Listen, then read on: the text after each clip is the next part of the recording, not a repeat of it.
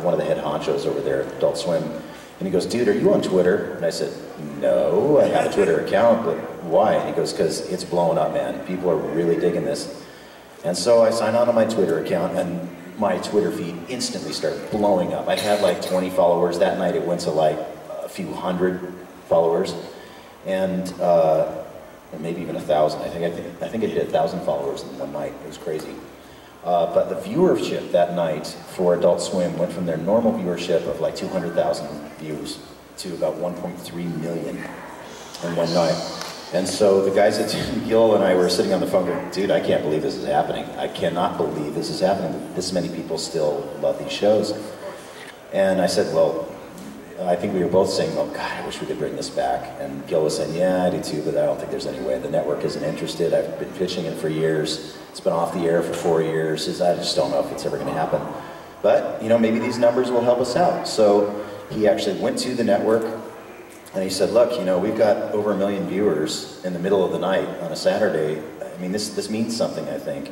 And they said, fine, you know, after months of complaining, I guess it was about 3 or 4 months later, Gil called and he goes, guess what, dude? He goes, they caved. He goes, they said, okay, you can put on your stupid little show again. We're not giving you any money. You guys have to do it all on your own time for free. But you guys can have this slot of space and go ahead and do your little show. And they put it on the air and you guys tuned in. And prior to that, we were doing these Twitter storms every Saturday night. And you guys were staying up all night with me doing them. And it was an amazing phenomenon. The network got flooded so bad that we shut down their website a couple times. You guys spoke and you spoke loudly, and so you guys are the reason the tsunami's back. And I'm so grateful for all of you. Yeah, so I'm working with the same producers, the same editors that were there, whatever it was, 12, 15 years ago. And a lot of them are still doing it in their own time, after hours. I send them an email at 10 o'clock at night my time, which is 1 o'clock in the morning. Their time, and they're still up working on stuff on their own time for free. And that shows the love and dedication of this community. These guys are our people. So, you know, kudos to the guys on William Street at Adult Swim, and thank you all for doing that, man. You guys brought back Tsunami, so thank you. I just want to appreciate you for caring about us as much as we do for you. And I do. I wouldn't have a job without you. So I'm grateful every moment of every day. Thanks a lot. Are we out of time? We're not out of time? Are we out of questions? Anybody else have a question? Oh, come on. You have a question? Just shout it out, it's fine. As Ogren? Fart me a lullaby. That's how I sing my kids to sleep. How about you and then you next? Yeah. In the red shirt, yes.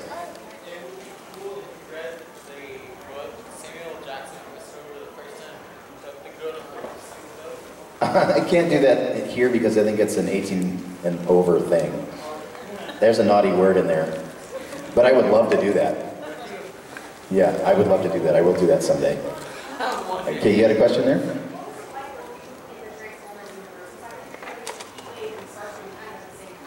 Yes. Working on both of them at the same time is sort of a weird thing.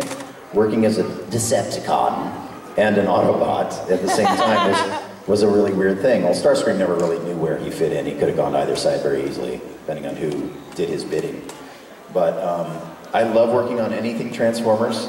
I'm a Transformers fan. I love it. And Rescue Bots has a special place in my heart. We've touched a lot of little kids and a lot of parents with some family-friendly Transformers viewing. And I love that. I'm a dad, so I like to do stuff that's, you know, kid-friendly sometimes too. And I got the coolest line in the show. I get to say, "Rescue Bots, roll to the rescue." So, yeah, that's pretty cool. I like that. How about you in the helmet all the way in the back there? Yes, oh, it's a hat. It's not a helmet. Yes, I can barely see you. Oh, hey, I know who you are. Yeah. Do you ever wish that in Rescue Bots you would have had more of the sing-along lines? That episode where everything was crazy and everybody, the whole island was a sing-along musical? Yes, the Les Miserables version, yeah. that was a really, really fun episode to do, and all of us were really nervous because not all of us are singers on that show. We have a few people on the show who are professional singers, and it was a little bit intimidating. I actually haven't seen the episode. I'm dying to see it. But they said it was the most complicated episode to put together, just because we all sang our parts separately, and they put them all together. We were singing to music tracks separately, and I don't know how that ever came together. It was really a puzzle. So kudos to those guys for having the patience to do that with all of us, croaking through their lines. But yeah, I'd love to do that again. I actually really like singing on cartoons. I've worked on a couple of episodes of Doc McStuffins also. And, a big gnarly, smelly guy like me getting to sing, I feel better, so much better. Thank you, Doc, for taking all the pouches away. I love that. It's great. It's really fun. I love doing that. And I don't have to be a great singer to do it. Okay, you, and then we'll come to you. Yes. How weird was it voicing Bulletstorm? Bulletstorm was really fun because we got to make up new dirty words. I can't say them here, unfortunately. I think I have to keep it clean because there might be kids in the audience. But we made up dirty words, and you know what they are. The most fun about that game was that I did the promotional trailer that they ran online to get people to buy the game, and I actually abused the players into buying the game. And I said stuff like, get up off your couch and buy this stupid game. Forget what your mom is telling you. I don't care if you're 40 years old. And I would say stuff like that on the promo to buy the thing. You never get to do that kind of stuff. It was really fun. Yeah, I wish they would do another one. It was a lot of fun to work on that. How about you, my dear? Are there any lines or voices that constantly get stuck in your head you kind of say whenever you're around people or by yourself, you just kind of, the line pops in your head and you say it? A lot of dirty words from Bulletstorm, oddly enough. Well, I don't know if they really stick in my head. At conventions, they're certainly in my head because you guys request them, so I say bang a lot. That's probably the most requested thing of anything. I never knew that when I got to be this age, that would be the word I say more than anything else in my life. Who knew? I mean, it's bizarre. No, I don't know if I really take that with me all the time. The characters sometimes get stuck in my head, and I'll have songs stuck in my head. If I'm working on something like Doc McStuffins, that song was stuck in my head for weeks. I could not get that out. But no, I mean, I work on so many characters in a day. I'll work on 30, 40 characters in a day, depending on my audition and recording schedules, that I have to kind of purge one out and let the next one in. So otherwise, they really get in the way of each other. I found a way to compartmentalize them in my brain now, finally. It took many years to do that, though. There was a time when I didn't know what was going to come out of my mouth. You know, I would think that Wolverine's going to come out and, it'd come out as Leon or something. This is crazy. Back off, bub. It just doesn't have the same effect.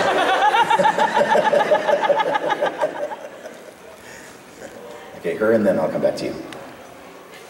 So, Hi. has there ever been a time where you'll go to an audition or you walk out and then you probably see something afterwards, that you see your work afterwards and you think, I could have done that better? Or is there any stories like that you have for us? My best work has always been in the car on the way home.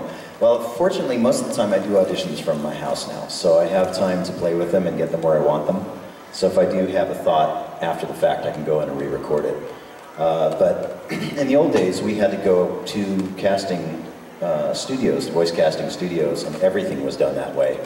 And whatever you do there is the way it is. That's the way it's going, and you have to just leave it there. And I learned early on just to leave it in the studio. I didn't have any regrets about it. But I certainly have that conversation in my own head, and especially if I'm doing a job where I'm doing a lot of ad-libbing, I'll walk out of the studio and I'll think of something much funnier in the car. And that happens all the time still. But I can't beat myself up about it. What I do is I just sort of put it in the mental Rolodex. And I think the next time I have an opportunity for a situation sort of like this, I'm pulling that out because that was funny. And I'm using it. I think that's very good advice for everyone. Yeah, I think so. I mean, one of the other great pieces of advice I could give is don't have any regrets. And, I did a lot of terrible jobs even before I did voiceover work. I did some of the worst jobs a person could actually be asked to do. but they molded me as a person, and I used that information. I mean, I used to do some really terrible stuff, and I've actually found uses for almost all of it in studio sessions. So, you know, somebody will say, well, oh my God, what is that like cleaning up condoms from a parking lot? And I'll say, well, I know, I can tell you. Yeah, and you know, you can use that, you can source that as an actor. Everything that you do in your life can be used for something else. And I think that's true of any business too. Thank you so much. Thank you. Okay, you had a question here? How was it working on Ben 10? How was it working on Ben 10? Ben 10 was awesome. I got to work on a couple of different incarnations of Ben 10. I was there for the first season. I got to play Heat Blast,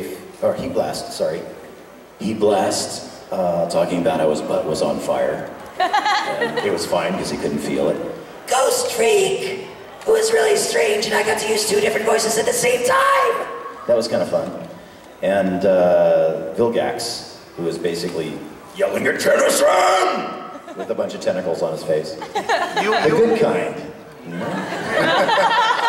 You were Vilgax mostly in every reincarnation of Ben 10. Yeah, Vilgax was in every incarnation of Ben 10, thankfully. I don't know if I got to play him in every incarnation, but he was fun. Oh, thank you. Because Omniverse was the last one. Yeah, Ben 10's always fun. I mean, I love those guys. Some of the same people work on each one, but they keep changing the casts around. It's really weird what they do with that show. I thought it was really strange that in the second incarnation of Ben 10, Ben was supposed to be 4 or 5 years older, something like that.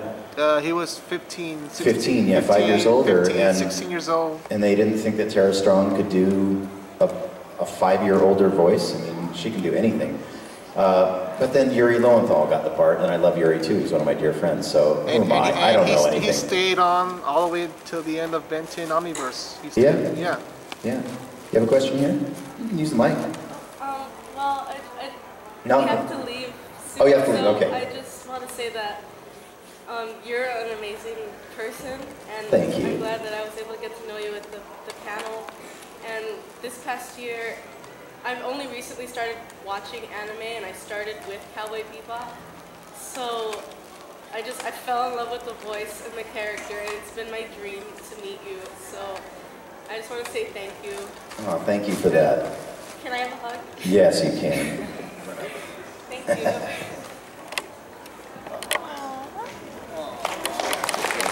Thank you. Bebop's a pretty good place to start, I think, right? It's Yeah. my favorite. Yeah, pretty good. How about you, sir? Bit of a technical question for you. I'm sure a lot of the aspiring voice actors might know what I'm talking about here, but as far as microphone brand, what would you kind of like to for the sound quality of like a Neumann, a Shure, something like that? What do you prefer? Well, actually, those are my 2 top brands that I personally work with in my home studio. I started with a Shure SMK or KSM 27. It's a large diaphragm mic, but the reason I chose Shure is because I drop stuff. And Shure microphones are really strong, and you can hammer with them practically. So that was a great mic for me, and it also is great because of my deeper voice range. Now I'm using a Neumann 103, TLM 103 in my studio. I love the whole Neumann line. I like blue microphones. I mean, there's a lot of really, really good mics out there now. The technology has improved so much that Sennheiser makes some amazing ones. And I would recommend JC Vintage in London. It's really good. I don't know that mic. It's the same guy that made the Neumann mic made JC Vintage. Oh. Yeah. All right, well, I might have to try that. Okay, I'm building a new studio. I might have to try out a few mics, so that'd be kind of fun. Okay, anybody else? No? Are we done? Oh, how about you right here? You have the microphone? Yeah.